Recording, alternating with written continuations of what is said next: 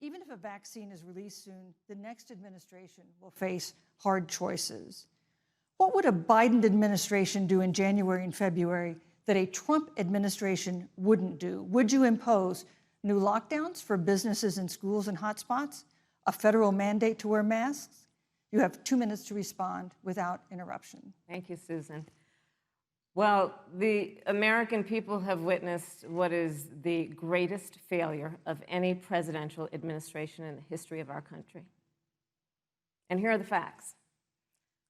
210,000 dead people in our country in just the last several months. Over 7 million people who have contracted this disease. 1 in 5 businesses closed. We're looking at frontline workers who have been treated like sacrificial workers. We are looking at over 30 million people who in the last several months had to file for unemployment. And here's the thing.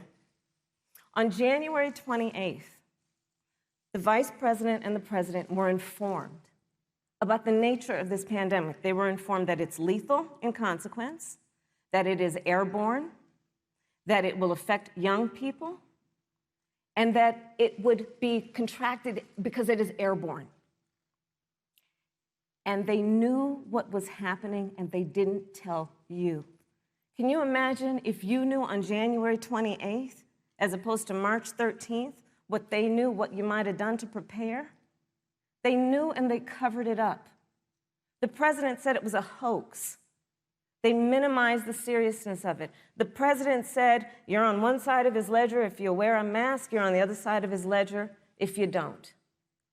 And in spite of all of that, today they still don't have a plan. They still don't have a plan. Well, Joe Biden does. And our plan is about what we need to do around a national strategy for contact tracing, for testing, for administration of the vaccine, and making sure that it will be free for all. That is the plan that Joe Biden has and that I have, knowing that we have to get a hold of what has been going on, and we need to save our country. And Joe Biden is the best leader to do that, and frankly, this administration has forfeited their right to re-election based on this. Thank you, Senator Harris. Vice President Pence, more than 210,000 Americans have died of COVID-19 since February.